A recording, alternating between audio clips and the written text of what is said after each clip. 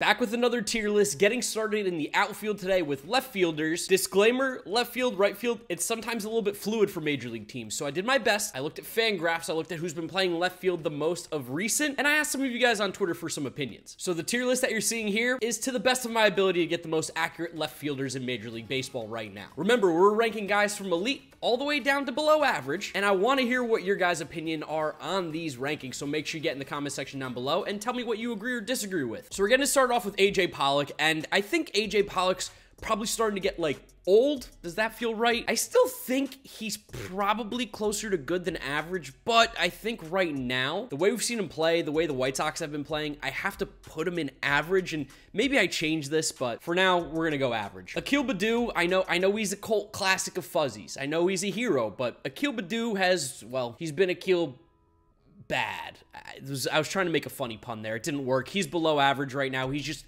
not really that good. I know Andrew Benintendi's having a rough go of it with the Yankees, but I do think he's a good player. Solid in the field, solid at the plate. I don't think by any means that Andrew Benintendi moves the needle. He doesn't make the Yankees the best team in baseball, but he's definitely a solid player, and I think he's going to turn it around as we've started to see recently. I think Austin Hayes is also in this good tier category. When the Orioles play at home, apparently he plays left field. When they're on the road, he plays right. So I was told Austin Hayes is the real left fielder. That's why I chose him for the Orioles. Good solid player, above average hitter, very solid defender. Good glove out there in the outfield. He obviously has a lot of range. So I know Chris Taylor's like not necessarily having the greatest year, and I think injuries has to play a little bit of a part of it. I'm still gonna put Chris Taylor in good. I'm not willing to say he's like average. I think maybe part of the reason why I think he's better than what his numbers showed is what he's done in the past, as well as the fact that he can play all these different positions and does play them all relatively well. I still think Chris Taylor is a good player. Christian Yelich is so confusing, and I feel like you guys will probably freak out if I put him in elite, because he's, let's be honest, he's not elite anymore. But when you look at his baseball savant page, he hits the ball extremely hard, has a great hard hit rate, his barrel rate's okay, he walks a crazy amount, he doesn't chase, he's a good athlete. He is awful in the outfield though. So like, what do you do with Christian Yelich? Like, the numbers should be better. He shouldn't have 9 homers. He shouldn't have a 732 OPS. But also, something about Christian Yelich is weird. I think he probably just goes in the good category as well. Like, he's in between, I think, these two, and the numbers haven't been great, so I think you just kind of have to put him in good. He hasn't been playing at an all-star level the last, what, like 3 years now. You know, I like Connor Joe, but I think he's probably below average. We've seen the numbers go down and down and down as the year's gone on. I think he's probably just more of a bench bat rather than an everyday left fielder, which is also why they're probably platooning him with Sam Hilliard, who I would also say is below average. I feel like I have to put David Peralta in good, which maybe feels a little bit weird, but he does crush right-handed pitching. Can't hit the lefties really, but crushes right-handed pitching and plays good outfield and left field. Maybe he's like, it's weird to think he's with this rest of this group here, but I do think that there are a lot of good left fielders and not a ton of great ones. Ian Happ, I'm willing to put Ian Happ in that all-star category. I do think he right now is a tier above the rest of the guys that we have listed thus far, and I want to keep in mind that this elite is more so in the grand scheme of outfielders. Left fielders in general just tend to not be the best outfielders in the outfield. Defensively, usually aren't the strongest. Offensively, maybe they have a slight edge, but we know that left field is the weakest position. So while a left fielder could be viewed as an elite left fielder, I'm more so looking at it from an outfield perspective, and I do think he's probably in that all-star caliber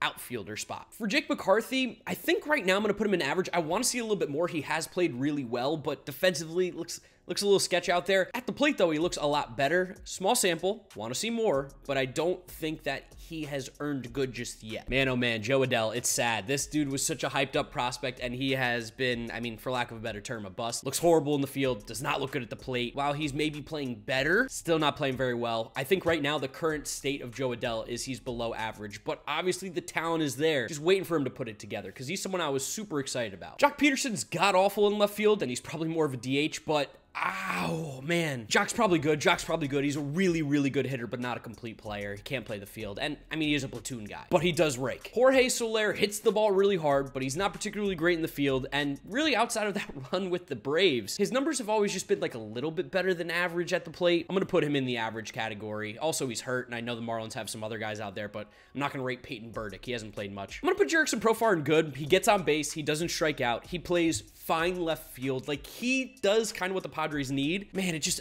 doesn't feel right to put him in the same category as some of these other guys, though. But he has been valuable this year. He has been good. He's played well. It's just weird to put him in, like, you know what? I guess this is kind of fair. I'm going to stick with Jurickson Profar in good, and we might change this at the end. Cole Calhoun's just not the same player he once was. He goes in below average. Still has a hose, but I mean, he's home run or bust, and there's a lot of bust going on here. So for me, below average. Might be picking up on a theme here. Lourdes Goriel Jr. is also, I think, a good left fielder. He's not that good in the field. Like, he's probably average. He's probably average. And at the plate, he's a big singles hitter. Doesn't necessarily hit for a lot of power, but he does have good numbers. So I think that puts him in the good category, which, yeah, it just seems like there's a lot of good left fielders, not necessarily great or elite left fielders. Mark Canha also joining that list of good left fielders.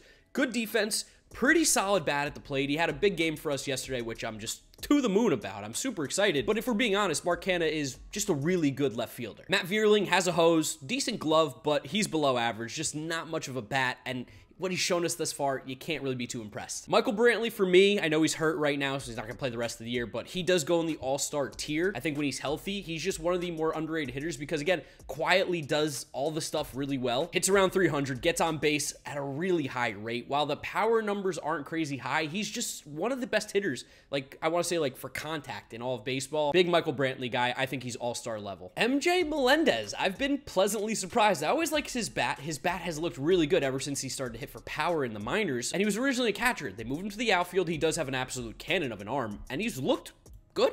I think MJ Melendez has looked good, which now makes me think that a lot of these guys are more so an average, which I guess maybe we're going to readjust this. I don't know. We'll see. Nick Gordon, I think Nick Gordon's good too. He's been barreling up the ball at a crazy rate. I don't know if you guys have seen this, but Nick Gordon is a barrels machine. This is a guy who's getting ready to pop off. D. Gordon's brother. He barrels like 11% of the baseballs he puts in play. That's a really high rate for a guy who's not necessarily putting up crazy power numbers, but it's showing you that he makes really good contact. I'm going to put him in good. He's a good athlete too. Robert Grossman's having a bad year, but I don't think he's a bad player. I'm going to put him in average. The Braves are going to do their voodoo magic, and he's going to have a great run probably towards the end of the year and into the playoffs, but I do think he's probably an average left fielder. Sam Haggerty is really tough to rate. I mean, he's been playing exceptionally. He's been so good for the Mariners, but is that going to stick? I don't know. I think over his career, he's probably just an average player, but he's playing really well for the Mariners. Has looked great, and I'm willing to have egg on my face for this one. He has played at the good level, no doubt, but I do think he is probably just an average player. He doesn't particularly barrel the ball a lot, and the contact is not that hard. Like, his max XVL is 50th percentile. It's basically like right in the middle. Probably just average, having a good stretch. Stephen Kwam has low-key been playing at an all-star level. Like, if I'm gonna love Michael Brantley for what he's been doing, I gotta love Stephen Kwam, who's doing very similar stuff and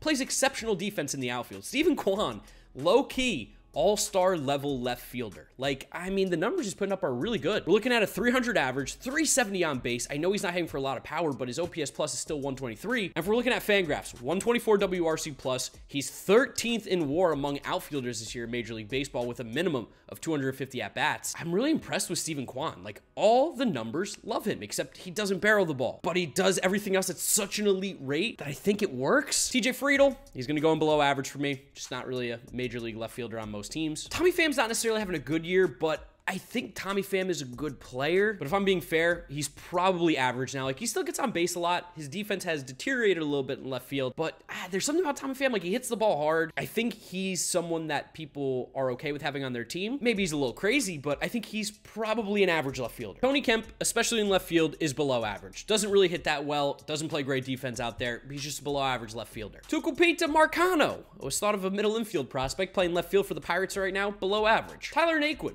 Tyler Naquin's average. Hits righties, doesn't really hit the lefties, plays average defense. He does have cannon, but I think Tyler Naquin's an average left fielder. So we might have jumped the gun a little bit with Tyler O'Neill last year. I think he is a good outfielder, and again, this makes me kind of want to rearrange this and move some guys down, so we'll edit this by the end. But I think we jumped the gun. His walk rate plus his K rate was just unsustainable to play at the level he did last year. Still a good athlete, still hits the baseball really hard, but the numbers now are going the opposite way. You put him right in the middle, he's probably just a good left fielder. Yadiel Hernandez, the dude hits like an average player, like slightly above average, and he's just horrendous in left field. So really, like, his best outcome being like an average hitter and just so awful. He's a DH. He's a DH. I'm going to put him below average in left field. And then we have Yordan Alvarez. He's the interesting one because in the field, not good. OAA doesn't like him. DRS doesn't like him. You've watched him. He's not a good left fielder, but I mean, he's one of the best, 5 hitters in all of baseball, maybe even top 3. I don't care that he can't play left field because it doesn't matter when you hit like Yordan Alvarez. If you're looking at his Fangraphs in all of baseball, not just even among outfielders, 182 WRC plus with with 31 homers, 79 RBIs. He's hitting 296 with a 400 on base, 609 slugging, over 1,000 OPS. He has been one of the most valuable players, and that's with